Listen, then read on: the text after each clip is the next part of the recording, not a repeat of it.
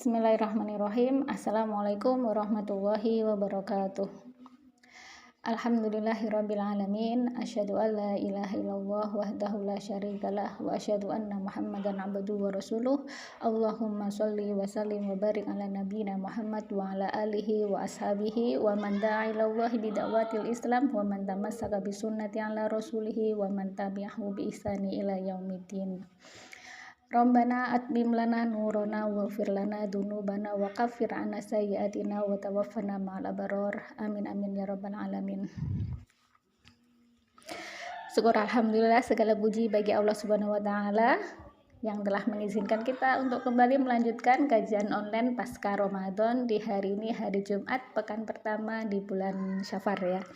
Alhamdulillah kita sudah memasuki bulan kedua dari kalender Hijriah ya teman-teman ya. Jadi salah satu nikmat ya yang Allah berikan sehingga kita bisa masih diizinkan untuk bisa menghirup udara di muka bumi ini seperti itu. Semoga kabarnya teman-teman hari ini, kabar imannya tidak dingin-dingin aja ya. Maksudnya itu tidak dalam kondisi malas-malasan aja untuk kemudian beribadah kepada Allah ataupun melakukan amal soleh yang lainnya seperti itu ya. Kemudian kabar kesehatan fisiknya juga sehat seperti itu ya, tidak dalam kondisi sakit seperti itu, sehingga bisa melakukan aktivitas secara lancar dan tentunya dengan semangat seperti itu ya. Teman-teman semuanya, kalau kita ketahui bahwasanya kehidupan ini tidak akan pernah berhenti dengan namanya berbagai macam peristiwa kayak gitu ya. Jadi Allah selalu menurunkan berbagai peristiwa dan kejadian baik dalam diri kita sendiri, di masyarakat maupun skala dunia seperti itu ya. Jadi kalau tadi saya sempat melihat berita seperti itu ya, di luar negeri sana, mulai dari kasus Bangladesh yang saat ini pemerintahnya terjadi huru-hara seperti itu ya, kemudian juga berbagai macam krisis yang mulai melanda beberapa negara di Amerika Serikat, terus kemudian juga di beberapa negara-negara yang lainnya, khususnya terkait dengan ekonomi seperti itu ya. Terus kemudian juga kasus Palestina yang sampai saat ini belum selesai seperti itu ya, di mana Israel terus ya menyakiti umat Islam yang ada di Palestina seperti itu, dan korban terus berjatuhan. Maka kemudian kita yang ada di Indonesia ini ya, yang alhamdulillah ya kita diberikan oleh Allah keamanan insya Allah seperti itu, maka kemudian kita jangan menjadikan kita lalai kayak gitu ya, untuk mengingat saudara-saudara kita yang lainnya kayak gitu ya, terutama yang sedang kondisi kita, untuk selalu mengingat saudara-saudara kita yang saat ini ada di Palestina seperti itu. Jangan lupa teman-teman semua ya untuk selalu mendoakan saudara-saudara kita yang ada di Palestina yang saat ini sedang dijajah oleh Zionis Israel seperti itu ya. Kalau misalkan ada sedikit kelebihan harta, maka bisa kayak gitu kemudian kita infakkan, kita sedekahkan ya untuk saudara-saudara kita di sana sebagai bukti bahwa kita sama mereka itu adalah bersaudara seperti itu ya, sama-sama hambanya Allah, kita diikat oleh keimanan kepada Allah Subhanahu wa taala seperti itu. Ya itu prolog ya guys, untuk ya membangkitkan semangat kita teman-teman ya. Ini kan cuacanya lagi seperti ini di Trenggalek ya, jadi mengenakan makan, mengenakan tidur kayak gitu ya. Jadi kita semoga tidak enak-enak, tidak lupa dengan saudara-saudara kita kayak gitu ya. Kita enak-enakan sedangkan mereka saudara kita yang lainnya kayak gitu ya, kehilangan rumah, kehilangan keluarga dan sebagainya kayak gitu. Maka kalau kita tidak berkontribusi apapun, tidak menunjukkan bahwa kita bersaudara sama mereka, maka kita akan ditanya oleh Allah nanti di yaumul hisab. Lalu apa jawaban kita seperti itu ya. Maka berikan kontribusi meskipun hanya sedikit, semisal doa kayak gitu. Nah itu ya teman-teman ya, semoga kita bisa memberikan sumbangsih kita kepada saudara-saudara kita yang lainnya, baik yang ada di sekitar kita maupun yang ada di jauh di sana di Palestina, di Timur Tengah seperti itu. Amin amin ya rabbal alamin. Teman-teman rahimakumullah, ya alhamdulillah kita sudah sampai pada bahasan yang ke-29 sama 30 dari 64 dosa yang dianggap biasa ya. Poin ke-29 yaitu judi, poin yang ke-30 mencuri kayak gitu. Jadi kita masih bahasanya seputar perolehan harta secara batil yang itu diharamkan oleh Allah Subhanahu wa taala. Tentu teman-teman masih ingat ya dalam Quran surat An-Nisa ayat 29 bahwasanya Allah menyuruh orang-orang beriman kayak itu ya supaya tidak memakan harta saudaranya kayak gitu ya melalui jalan batil seperti itu. Nah, judi, mencuri itu termasuk jalan batil untuk mendapatkan harta seperti itu. Nah, sekarang kita bahas satu-satu ya teman-teman ya. Yang pertama dulu adalah judi seperti itu. Jadi judi ini saat ini Indonesia seperti itu ya, itu sedang memerangi judi online khususnya ya maupun judi offline seperti itu ya. Jadi kalau saya cari berita tadi ya, browsing gitu ya, dari pihak PPATK itu menyebutkan bahwasanya sekitar 2,7 ya warga Indonesia itu terjerat judi online, dan kemudian sekitar 2,1 itu adalah ibu-ibu rumah tangga ya yang terjerat judi online, kemudian sekitar 100 ribuan itu adalah para pelajar.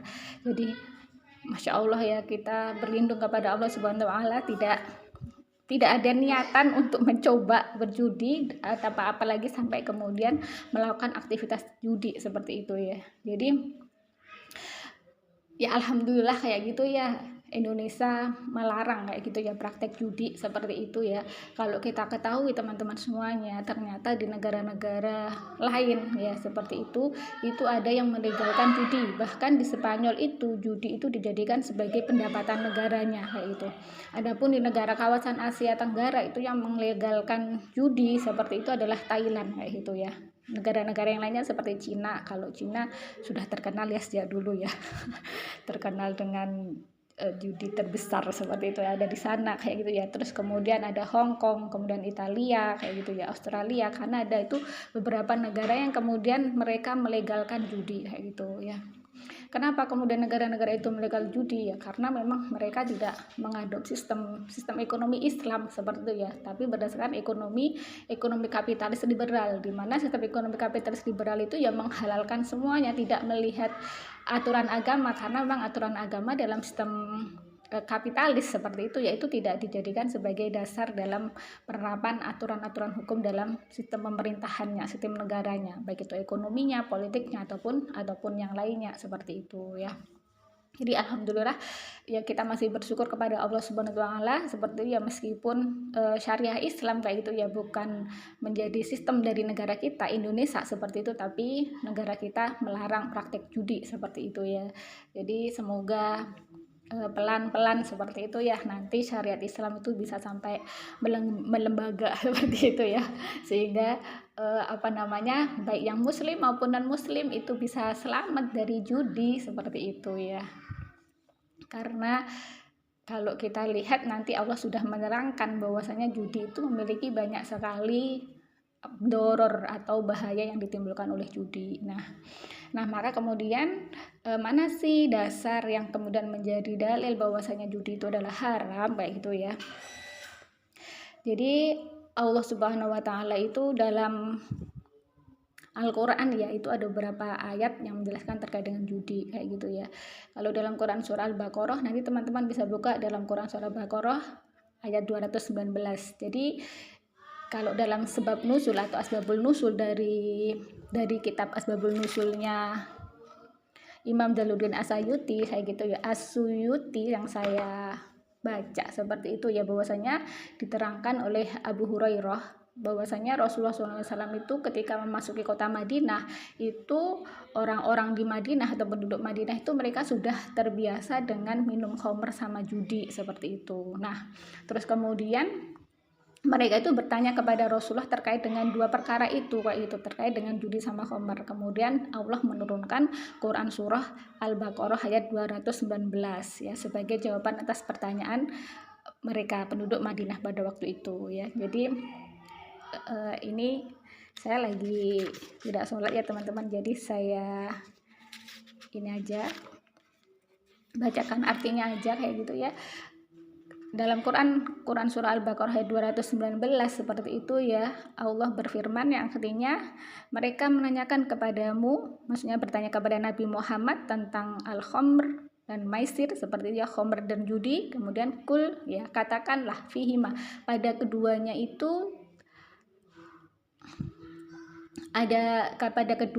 terdapat dosa besar dan beberapa manfaat bagi manusia, tetapi dosanya lebih besar daripada manfaatnya ya.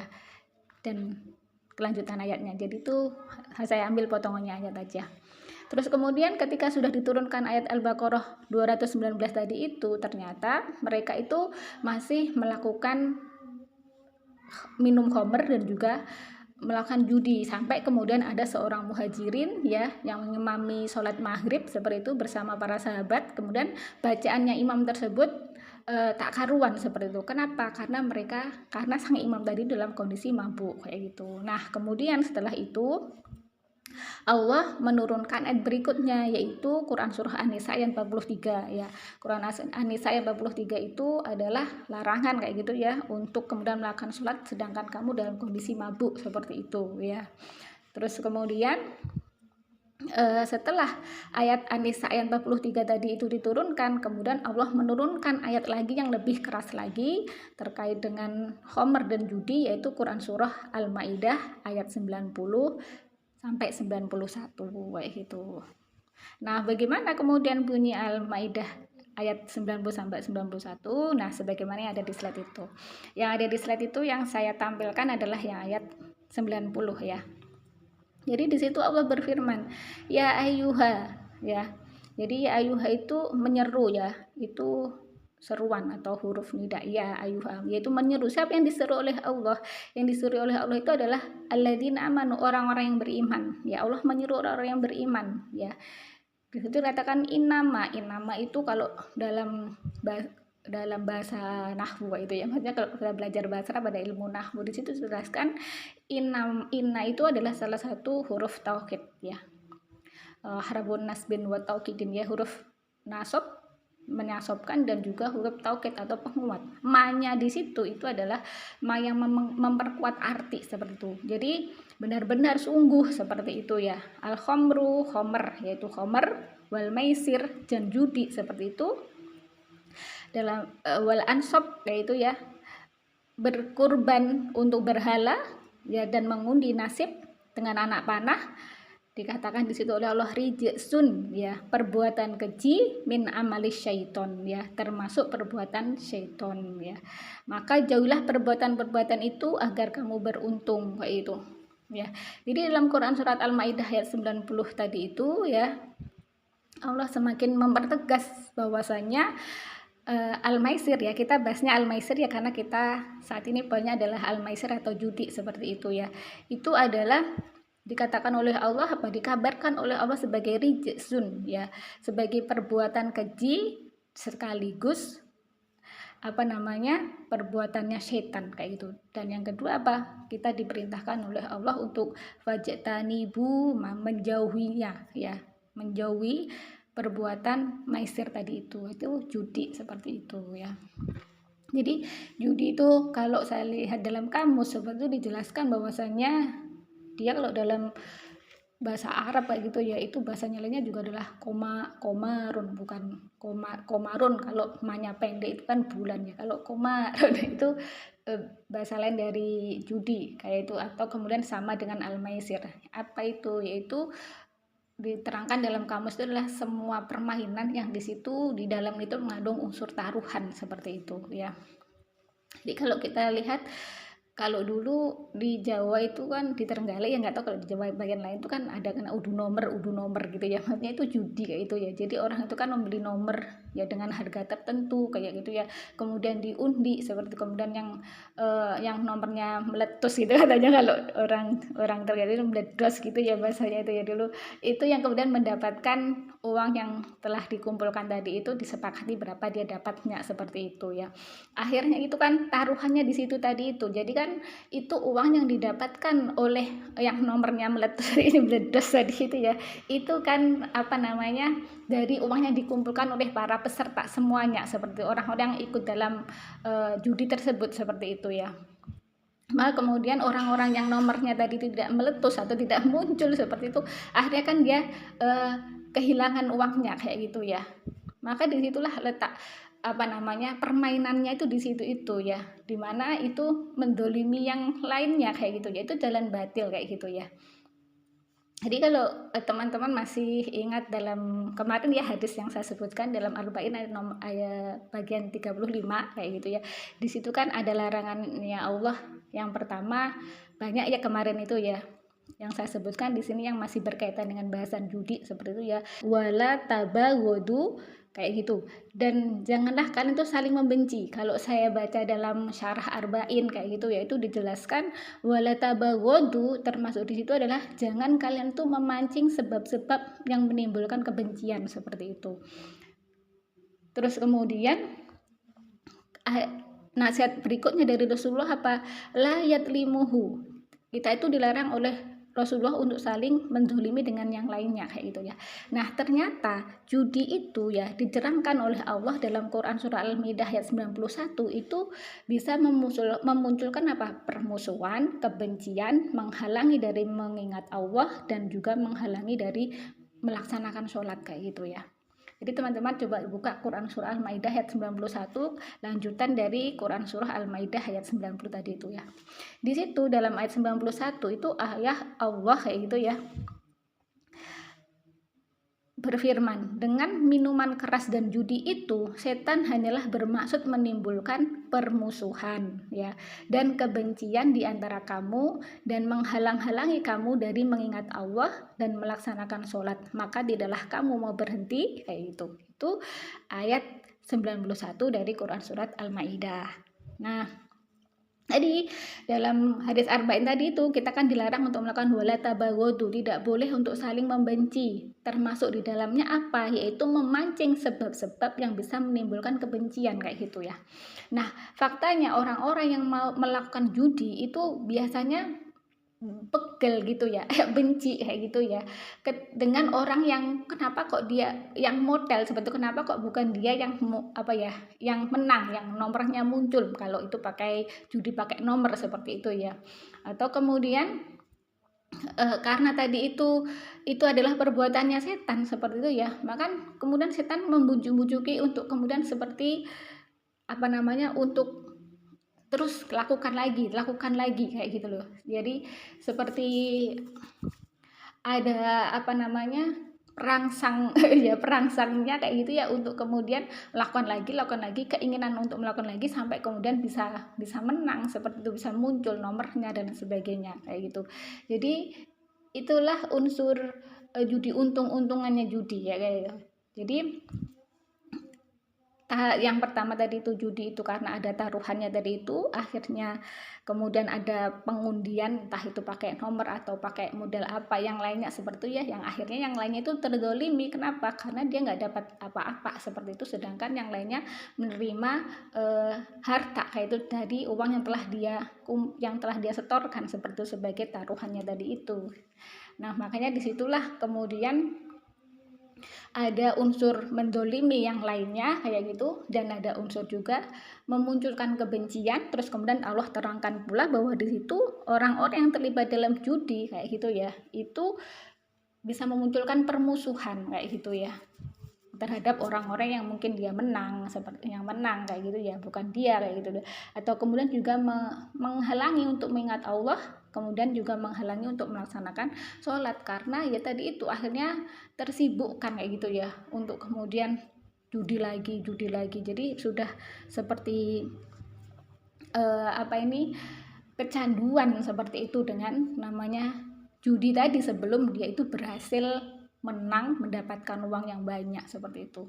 Tentu judi ini praktek yang berbeda dengan yang namanya jual beli yang sah seperti itu. Kalau jual beli yang sah itu kan seseorang mengeluarkan uang, dia mendapatkan barang yang senilai dengan uang yang dia keluarkan tadi itu. Tapi kalau judi ini kan bertaruh, dia mengeluarkan uang tapi dia nggak dapat apa-apa kayak gitu.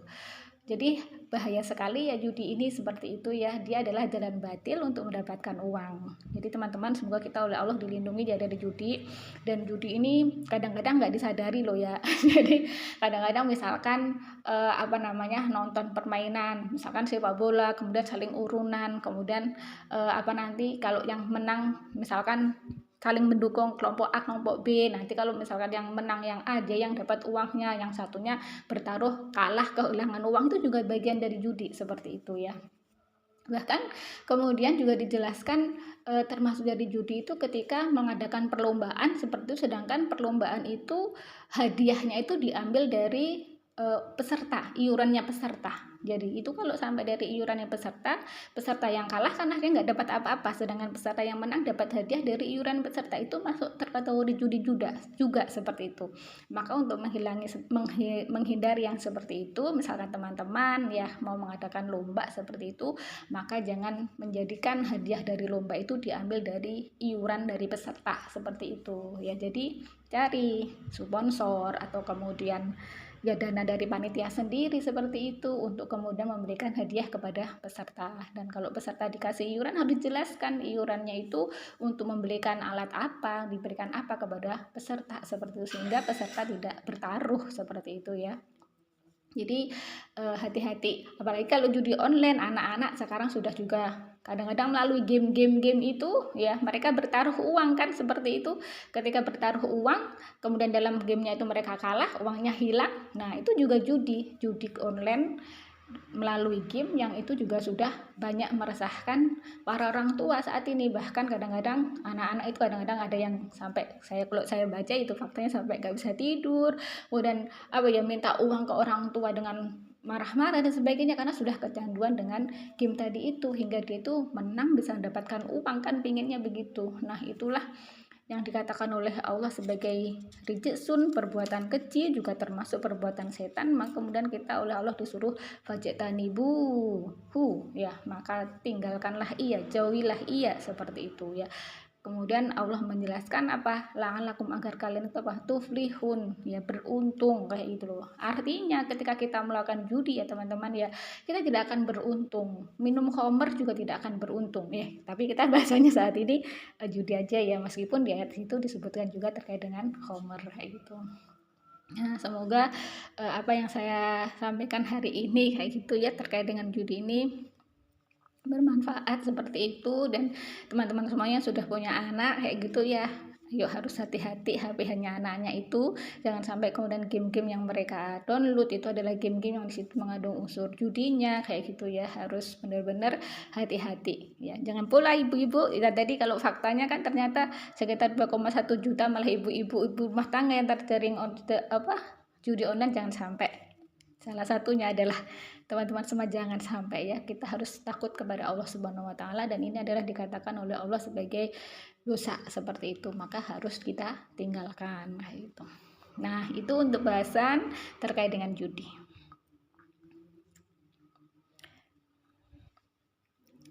Nah, sekarang kita lanjutkan dengan bahasan yang ke-30, yaitu mencuri. Ini waktunya tinggal 6 menit ya teman-teman, tapi nggak apa-apa ya, saya lanjutkan saja. Meskipun tinggal 6 menit, semoga nanti cukup untuk bahasan mencuri ya gitu ya. Nah, sebenarnya mencuri ini kalau teman-teman itu mengkaji kitab-kitab atau mengkaji kitab-kitab terkait dengan bahasan mencuri, pencurian seperti itu banyak sekali, maksudnya itu luas sekali kayak itu cakupannya kayak itu ya. Ini secara global aja seperti itu, bahwasanya itu mencuri itu bagian dari perolehan harta yang itu batil, yang itu diharamkan dalam Islam kayak gitu ya. Jadi Allah Subhanahu wa taala itu dalam Quran surah Al-Maidah ayat 38 ya teman-teman, di situ itu berfirman wasariku ya. Wasariku itu pencuri laki-laki ya, dan wasariko itu pencuri perempuan, faqta'u kayak gitu ya, maka potonglah oleh kalian aidiyahuma, tangan keduanya kayak gitu ya. Jazaan itu sebagai balasan ya, sebagai balasan bima, dengan apa-apa yang telah dilakukan ya, yang telah dilakukan oleh mereka. nakalan itu sebagai nakalan itu siksa ya, minallah, dari Allah seperti itu. Dan Allah maha perkasa, maha bijaksana. Jadi ayat 38 itu menjelaskan terkait dengan hukum hudud ya. Jadi teman-teman, dalam Islam itu ada namanya hukum hudud ya. Hukum hudud itu apa? Hukum yang itu menjadi haknya Allah. Artinya hukum-hukum sanksi itu sudah disebutkan oleh Allah dalam Al-Quran kayak gitu. Maka kemudian tidak bisa dirubah-ubah seperti itu ya. Bagi para pelaku pencuri, baik laki-laki atau perempuan, itu hududnya yaitu dipotong tangannya ketika sudah mencapai nisab pencurian seperti itu ya. Jadi tidak semua pencuri itu kemudian dipotong tangannya ya teman-teman ya. Jadi yang mencapai nisabnya. Nah, terkait dengan nisab berapa nisab pencurian yang kemudian dipotong tangannya, itu memang ada beberapa pendapat di kalangan ulama seperti itu ya. Dulu di Rasulullah dalam sebuah hadis dijelaskan bahwasanya Rasulullah itu pernah menerapkan potong tangan bagi pencuri yang mencuri 1/4 dinar seperti itu. Terus kemudian di masanya Abu Bakar ya, Khalifah Abu Bakar As-Siddiq itu pernah menerapkan potong tangan bagi pencuri yang senilai 5 dirham kayak gitu.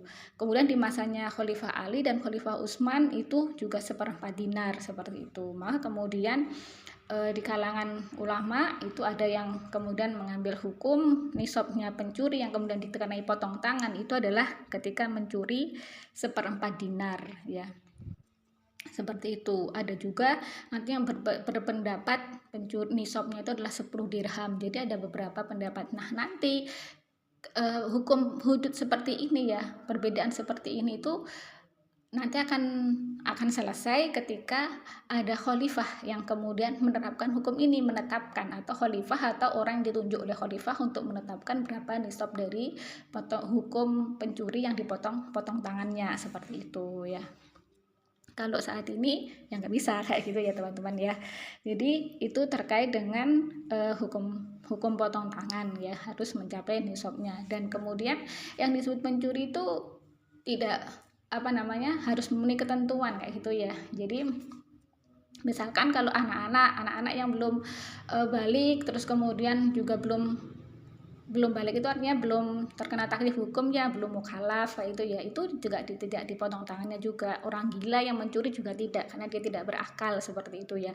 Terus kemudian ada niatan mencuri dari dalam dirinya. Kalau misalkan dia dipaksa oleh orang ya, kalau nggak mau mencuri, mau dibunuh, maka kemudian dia juga tidak dipotong tangannya kayak gitu ya, karena dia tidak ada niatan sebenarnya untuk mencuri. Dan kemudian harta yang dicuri itu memang bukan harta yang sama, artinya memang harta itu bukan milik dia seperti itu, bukan miliknya pencuri seperti itu ya.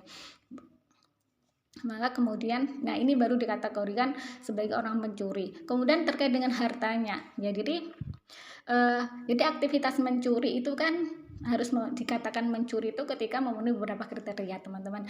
Jadi misalkan dikatakan pencurian itu satu ya, harta itu ya diambil ya, pencurian itu harta itu diambil dari tempat penyimpanannya seperti itu ya, secara sembunyi-sembunyi, dan harta itu milik orang lain kayak gitu ya. Jadi kalau misalkan terang-terangan seperti itu ya, misalkan kayak orang jambret itu ya, jambret itu kan biasanya di tempat pasar, di tempat umum, bisa di pasar atau di mana tempat umum banyak orang seperti itu kan terang-terangan, maka nanti jambret itu tidak terkategori mencuri, maka dia tidak dikenai potong tangan hukumnya, nanti dia bisa masuk ke takzir ya. Takzir itu nanti hukumnya itu ditetapkan oleh khalifah atau orang yang ditunjuk oleh khalifah untuk menetapkan hukum, atau nanti hakim dan sebagainya seperti itu. Nah, jadi itu pencuri itu aktivitas mengambil ya harta milik orang lain ya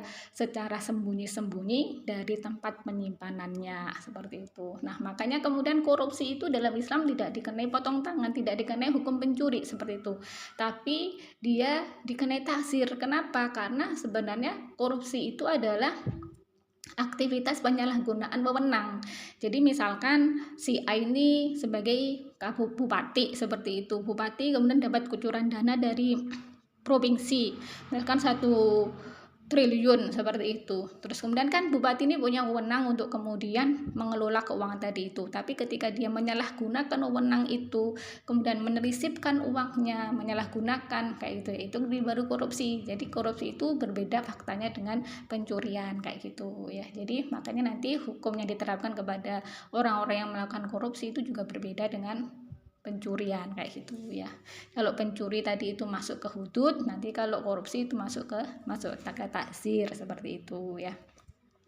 Jadi itu terus kemudian terkait dengan hartanya itu juga tidak semua harta itu terus kemudian masuk kategori hal yang dicuri ya. Jadi harta itu harus benar-benar harta yang boleh dimiliki oleh seseorang kayak gitu ya. Jadi kalau misalkan harta itu memang nggak boleh dimiliki seperti barang-barang yang najis seperti homer ya, itu kan najis, babi itu kan najis yang nggak boleh dimiliki ya. Itu kalau diambil orang ya bukan termasuk pencurian gitu ya teman-teman ya. Jadi hartanya itu harta yang boleh dimiliki ya kayak gitu. Terus kemudian juga boleh diperjualbelikan kayak gitu ya. Terus kemudian harta itu juga boleh bisa dikembangkan seperti itu. Jadi itu berkaitan dengan mencuri ya. Dan ini sudah jam 2 lebih ya. Jadi insya Allah secara global itu ya teman-teman terkait dengan mencuri atau aktivitas mengambil harta milik orang lain secara sembunyi-sembunyi ya, dikeluarkan dari tempat penyimpanannya.